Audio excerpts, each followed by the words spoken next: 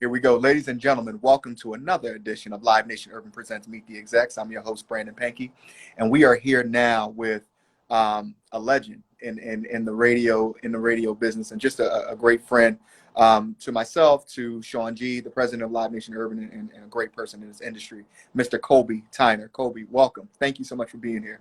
Thanks for having me, man. I love this series that you're doing, and I've watched you just, as a little flower and growing into this full-blown media personality. So I'm proud of you and appreciative of the opportunity today. Thank you, sir.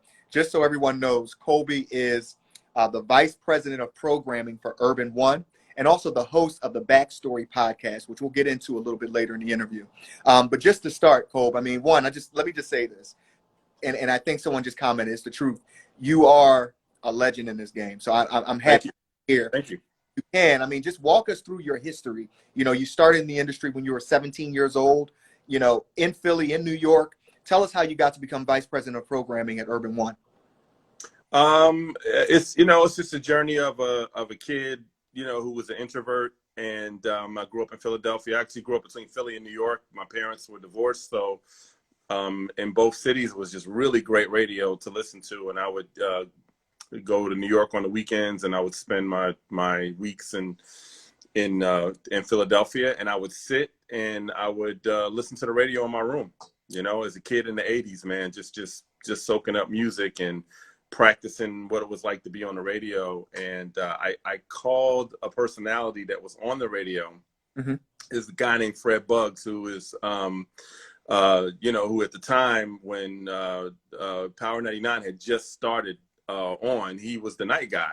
So okay. I would call him, I would talk to him, and I would just be this kid, this annoying high school kid that would call him up. Mm-hmm. And he disappeared one day, and I was just like, well, what the hell happened?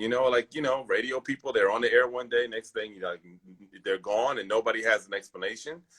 And so I was in New York for a weekend with my dad, and I hear him on the radio. So I call him. Mm-hmm. And I'm like, yo, it's me, Colby. I used to call you all the time. And he thought I was stalking him. He was like, what are you doing, kid? This is New York, like, whatever. And he invited me to the radio station in 1985. That's how long ago this was. I was a sophomore or junior in high school. And he's like, come on down to the radio station. And at the time, it was Kiss FM in New York, which was the #1 urban station in America. So it was right off Times Square. I jump on the subway, I go down there, and I'm a 15-year-old kid, and I walk in, I see all the lights and everything, and I was like, this is what I want to do. Right. So when I graduated high school in Philadelphia, before I went to Temple, I started my internship at Power 99, and I started there, and I literally did everything in the station, interned for 4 or 5 months, and then I was so good at the internship that they offered me a job. I did the job, and then the first job I had was a board out, which is running the board and just, sitting back there and just, it's a very boring job. And my first shift was 3:30 a.m. to 10 a.m. on Saturday morning. So you can imagine how my weekend was all done because I was up all night doing that job. Yep. But, and I used to have to do which was cool.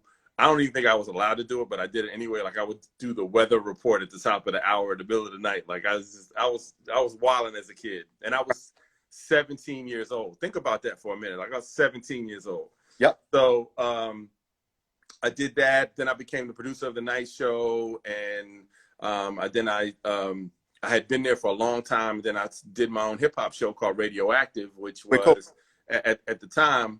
There was no hip hop on the radio at the time. Lady B had been on before me, and then she left the station, and they never replaced her show. And I was the youngest person at the station. I was the one that was like, we need to be playing this, we need to be playing that. And I put a plan together and gave it to my PD. And he was blown away. He was like, this is a great idea. Can you start, next week? And it was a rough time in my life because my brother had died. And I was just depressed and just out of it, and I was going to drop out of college, and I was just not happy at that time of my life. And someone told me, well, did you ever ask for what you wanted from the radio station? And I was like, you know what? I never asked them. I was waiting for them to give it to me because I was like, I've been here for so long. You owe me, which nobody owes you nothing.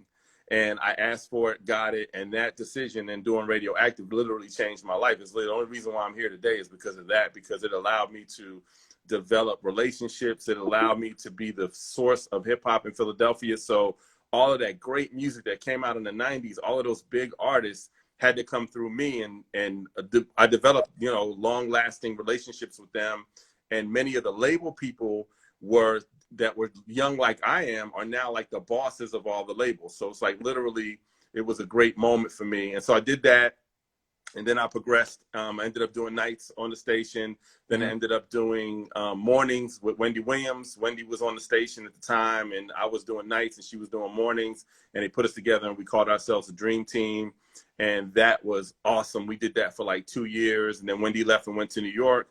And it was at that moment, I had been at Power for 16 years. And so my contract was up, and I always wanted to do New York because my dad lived there, and I always spent so much time there. So I got an opportunity to go to New York, not only just to be on the radio, but to build a brand new radio station, which was Power 105, which is such a really big, iconic station now. But I was a part of the team that actually built that station. Wow. And I got there, and it was nothing what I thought it was going to be. It was very political, and I ended up kind of like getting pushed around a little bit. And I only lasted there for like 4 months, and I lost my job, and I thought that was it.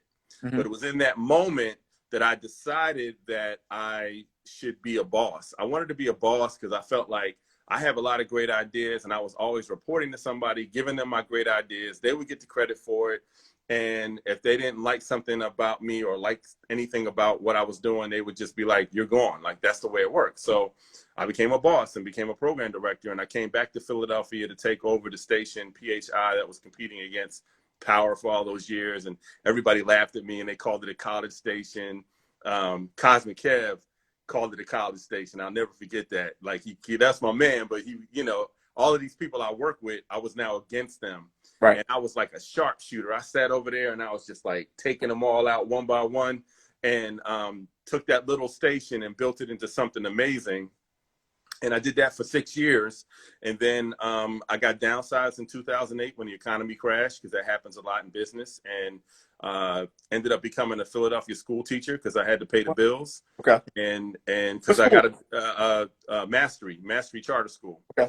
So it was actually, what was cool was I grew up in Germantown, the Germantown section of Philadelphia. Yep. And my middle school was Pickett Middle School.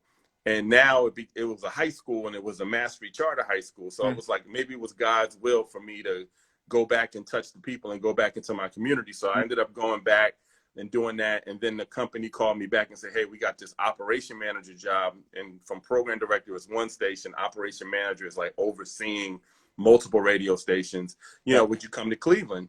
And I didn't know much about Cleveland. My sister had went to college at Oberlin, so I was familiar with the market. I've been there before, but something said, like, this is a great opportunity. I went to Cleveland, and the station was, we just turned it into just a major radio station in the Midwest. And one of the things that I did was create a big concert, because it wasn't like New York and Philly, all these big cities would have these big concerts, but we didn't have one in Cleveland. So I created a summer jam concert there, and I based it off of, all of the big concerts on the East Coast. And it became an event, a destination event in the state of Ohio, and just in the Midwest, it just became a big event. And the station did very well, and my contract was up, and the company was like, why don't you come to DC and be the vice president of programming and help us with all of the rest of our radio stations. And it was great to come back to the East Coast and be close to family, but also it gave me a new energy so that I'm able to just like go into different markets. So I'm, not now because of COVID, but like I'll be in a different city every week. I'll be working with a lot of different younger program directors, giving people opportunities like how I got the opportunity.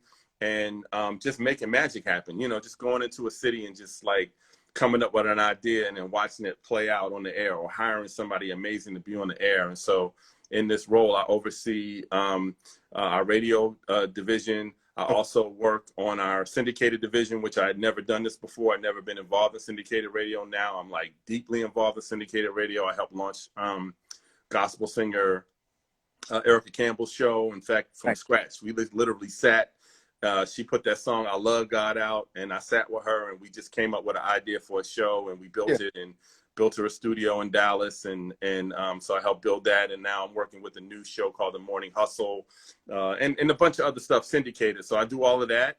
Hey, Colby, I don't want to cut you off, but what's the difference? You said you usually work, just with traditional radio stations. What's the difference between a regular radio station and a syndicated radio station? Like, It's not a station. It's just like shows. So like shows are their own entity, right? So we have a Reach Media is an arm of Urban One, which is our syndication arm.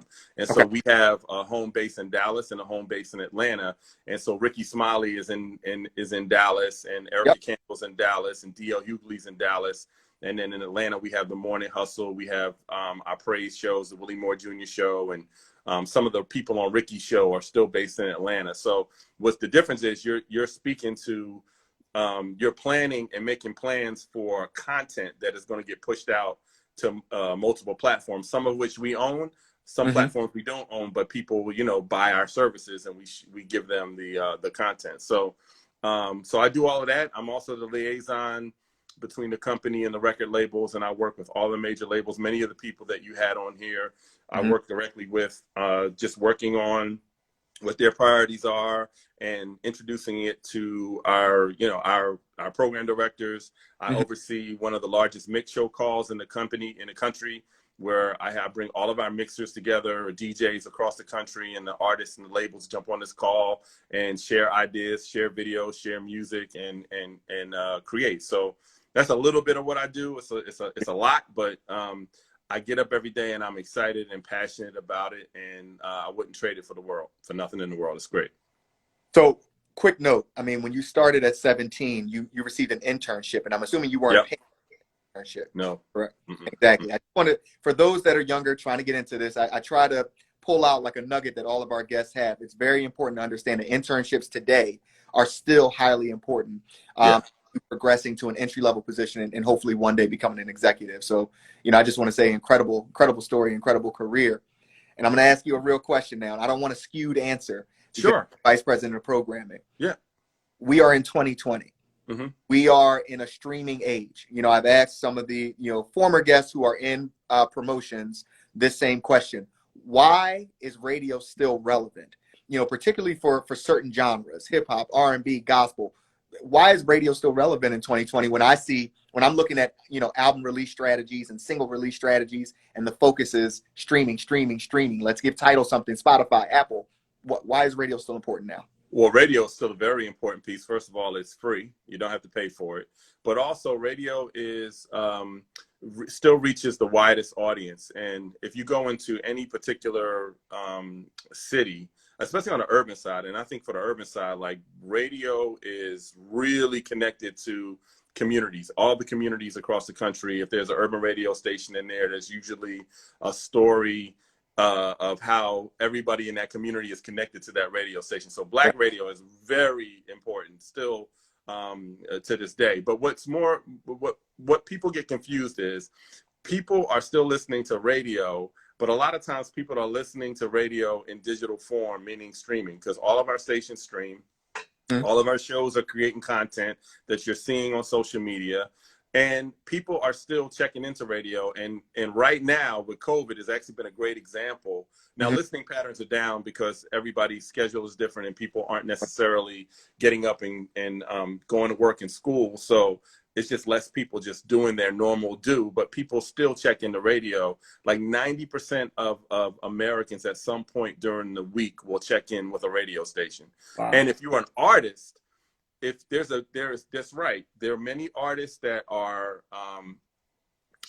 do very well on streaming, and they don't necessarily need radio. But you can ask some of these artists, and there's a long list of them, and because you work at Live Nation, what happens when radio takes an artist and how much more money they make, and how much more opportunity they get, and how much more of a wider audience they get a chance to reach. And that's where radio comes into play. And I think from a musical perspective in 2020, we used to be the only place that you could get music from. We're no longer that. You get a chance to compete.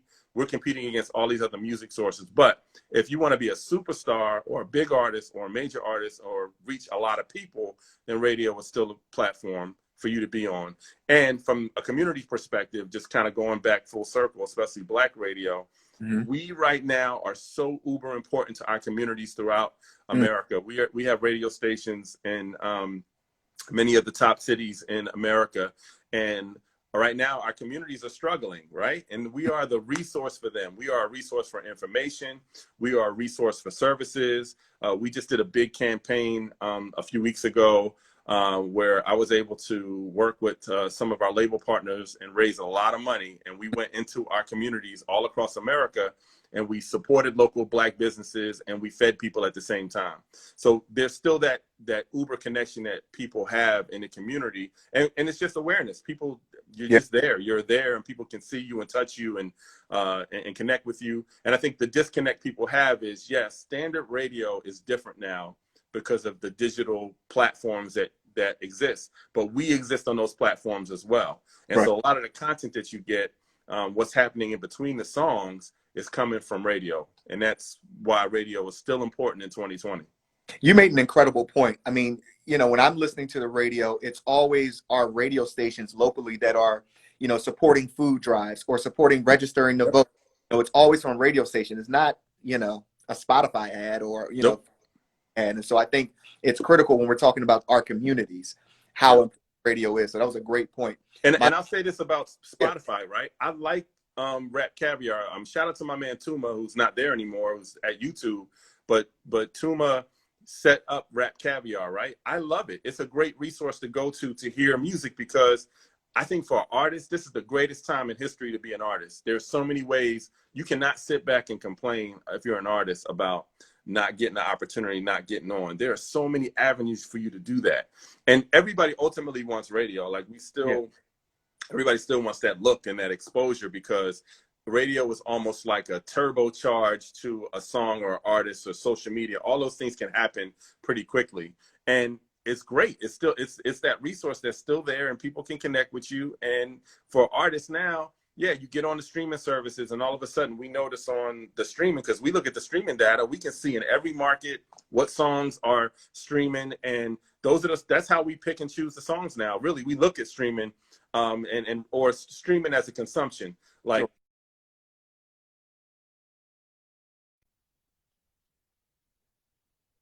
really like seeing like a lot of growth. And there've been a lot of great success stories in several markets from streaming. Now, also, this is just needs to be said that like there's still a lot of artists that traditionally come to radio. And I'll give you one artist that was one of the biggest successes in the music business a couple years ago, LMA. Boot Up got started by my man Big Vaughn at KMEL in the Bay Area. He played that in a club based on a request from somebody that came up to him, and he had never didn't know what it was, anything about it, and he played it in the club and then played it on the radio. And then our program director Terry Thomas in Houston picked it up, and then Dallas picked it up, and then the rest of us picked it up, and radio really made LMA who she is right now. Then streaming kicked in. So there are still those different avenues for an artist to find a lane. Absolutely. You touched on Rap Caviar, and I want to talk about that for a minute. Cheap plug. We partnered with.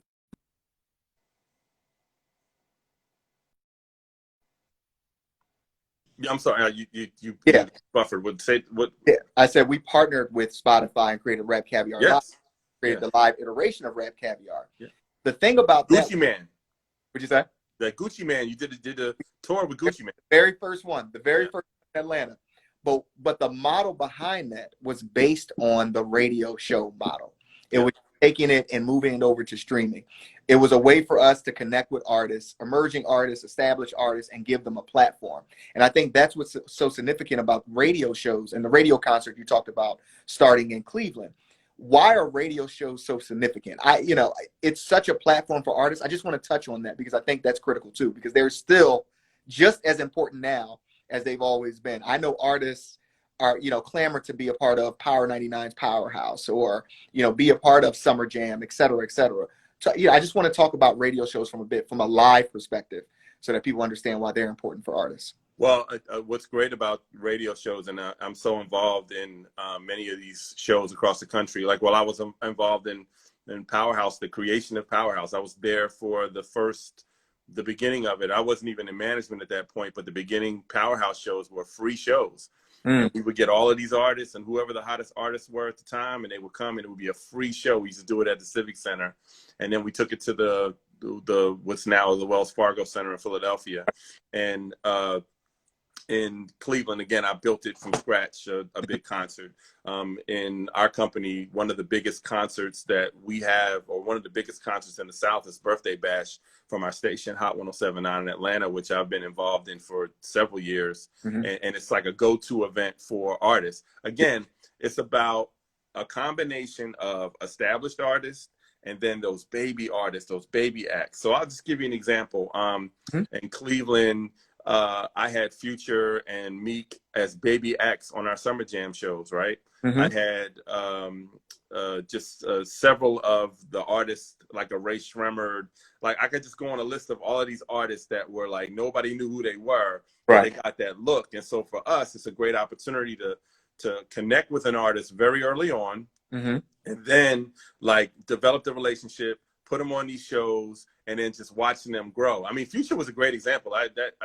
Literally, all he had was Tony Montana and an underground buzz, and we threw him on the show the first year in Cleveland, and the second year he headlined it. That's how fast his growth was as an artist.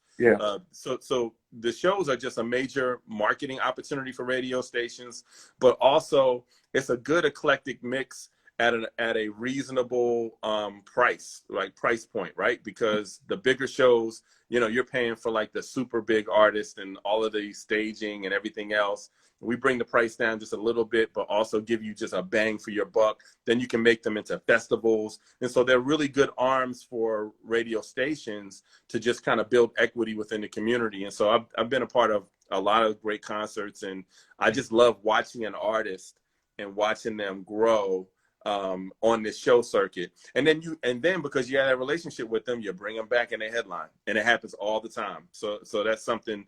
Kanye West was actually very early in his career.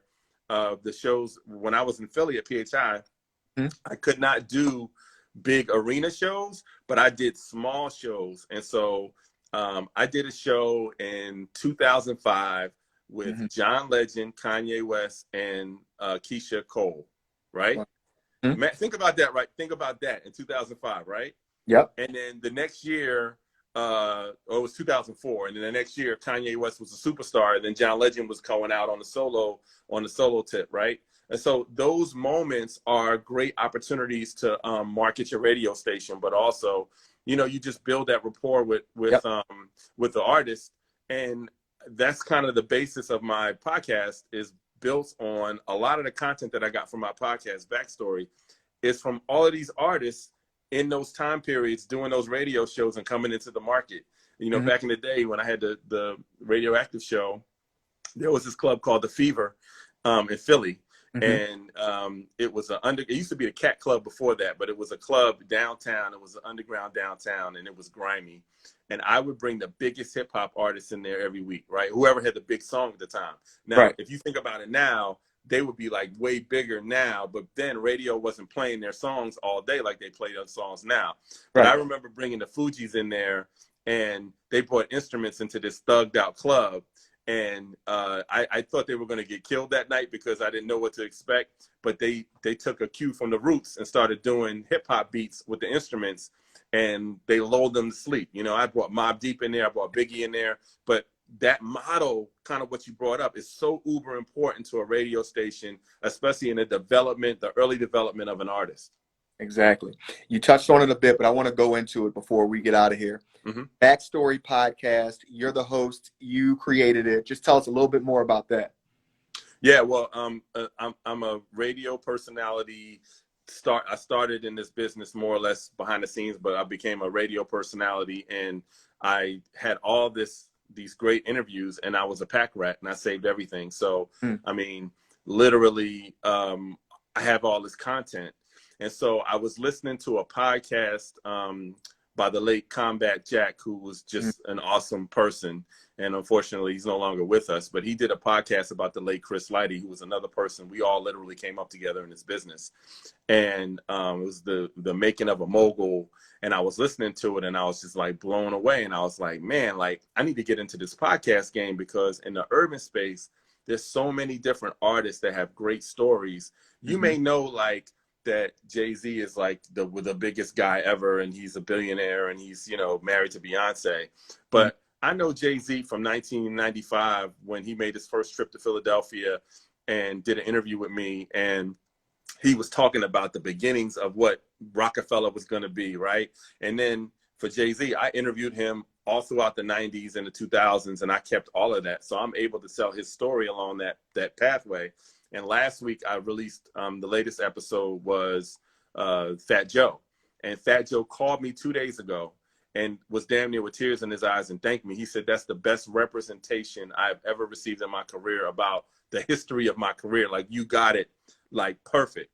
And so I have Wu-Tang, I have Biggie, I have Nas, I have Common, I have Kanye. I got Barack Obama, because people know that Barack Obama is the first black president. I happened to interview him 3 times, and his wife, Michelle Obama. But I tell the story of Barack. People don't know his story, like how he became Barack Obama that we know. Right. I've got Quincy Jones. Anytime I would do an interview, Brandon, kind of like what you're doing right now, I would always, it's amazing, man, how God just worked it out. But I would interview people like I would never talk to them again. And I would ask questions that were like legacy questions about things like, well, Quincy Jones, I asked him about his brain tumor. I asked him about Michael Jackson. This was just a random interview I did in the 90s, right? And so I made a podcast out of that. But my favorite is the Notorious B.I.G. Because I literally was there for the whole, you know, just knowing Puff and just knowing the whole situation. And I was able to share those interviews, and also that moment, that historic moment for hip hop when he came out. I still have so much content to come. I'm working on my next, I did 2 Jay-Z podcasts. The first one was just literally Jay-Z from, you know, beginning of his career through the second album. And then the second Jay-Z podcast was Blueprint Hove, which I talked all about the Blueprint album and 9/11, which happened the day that Blueprint was released. Yeah. This next one that I'm working on right now is Jay-Z 10 years in the game. Like, he had been in the business for 10 years. He had put out a Black album. He had retired. He had done a concert with tour with R. Kelly that was a disaster. And I have all of that interview. I have all of that content. Including an exclusive interview when he relaunched that tour without R. Kelly, and he had Mary on the tour with him, and I had both of them. And so I'm going to share that on the next episode. But this content I wanted it to be my legacy. So if whenever I'm long gone, like, people will just know what I did and what I brought to the world. But also I wanted it for the legacy of the artists. I want people to know about these artists and know their stories. Like, know that Common was a college student at FAMU in Florida, in Tallahassee, when he got his deal with Relativity Records. And that's when I met him. And I connected with him because I was in college at the time, and it was not a lot of dudes in hip hop that were in college. And so that was my connection to him. And just some of the other artists, like Run DMC was one of the reasons why I always wanted to be on the radio. I just loved Run DMC when I was growing up, and I interviewed them, and I did a podcast on them. LL Cool J, when he was 16 years old, I heard him, and I was like a year younger than him, and I heard him on the radio at his 16th birthday party. They did at a club in Philly called After Midnight, and he did a freestyle that just shut it down. So yeah. I wanted to be able to share these stories and these experiences with these artists in the Backstory Podcast, and it's a joy to do it. It's a great storytelling. Yeah. If you love hip hop, you'll learn so much about the artists that you thought you may know, right, but you don't really know. Plus, I throw in a little social stuff too, because hip hop was birthed out of this stuff that we're going through right now with civil disobedience and marching and all that stuff, and systematic racism. It's nothing new. I mean, hip hop was born out of all of this, right? And so I also tell those stories as well. And I think it's critical to tell these stories, or to retell these stories that you have. That's because these individuals to your point, Jay-Z wasn't always the Jay-Z we know today. And I think it's inspiration, for younger brothers and sisters to hear these stories from Quincy Jones and Jay-Z and even hear Biggie, man. So, greatly appreciate you for doing that for us. Yep. Yeah, no, it's awesome, man. It's at Backstory PCC. It's available wherever you get your podcast, but it's a really a great listen for just hip hop history. And if you got kids, I make my daughter's 14. I make her sit with me and listen to this stuff, and then have her ask me questions about it. Cause she sees the plaques that I have, and she'll ask me questions nope, we're going to listen to the podcast so you have an understanding and know this history, because I think hip hop is one of the most greatest, amazing cultural, artistic things that have ever been created, ever. I mean, it was from nothing, man. Nothing. We were in deep poverty in the 70s and 80s. And out of that poverty and desperation, this art form was born that changed our lives. Just think about me and you. We're a lot different in age, but we're able to make a living off of this, man. That's amazing. Right. No, it's beyond amazing. It's a blessing. And, unfortunately, a lot of us still are living in poverty and living in conditions that, are really unacceptable when we're looking at America as a quote unquote world leader, and still utilize hip hop as an art form to really make it. So you're absolutely right, man. You're absolutely right. Yep. Colb was, I ain't gonna lie. This is one of my favorite interviews, man. I appreciate you being here. I appreciate what you have, really given to the culture. You have really cemented yourself and your legacy, steeped in hip hop and in music culture. So thank you for being here and for doing everything that you do. Thank you, man. I appreciate it. And again, that's you can follow me at official Colby Colb and at Backstory PCC. Check out the podcast. Let me know what you think. I got a lot coming. I got Easy E coming. I'm working on that later this year. I got Mobb Deep. Some people ask who some of the other people that I want to do. Yeah. But there's just a lot of great content, a lot of great stories to be told. And my latest episode is Fat Joe. And this year I did release Wu-Tang. 2 parts to Wu-Tang. The first part was just about how the group got together, and the second part was a solo project. So I tell everybody, man, check this stuff out, man. It's great content. That's dope. And just, and I mean this, Live Nation Urban is a partner. We're a friend. Yep. Let us know. We're here to support you. So thanks, man. Appreciate you. Thank you. This has been another edition of Live Nation Urban Presents Meet the Execs. I'm your host, Brandon Pankey, and I'm here with Colby Tyner. Thank you again, Colby Colb, for being here, and we'll be back in another episode. Take care. All right. All right.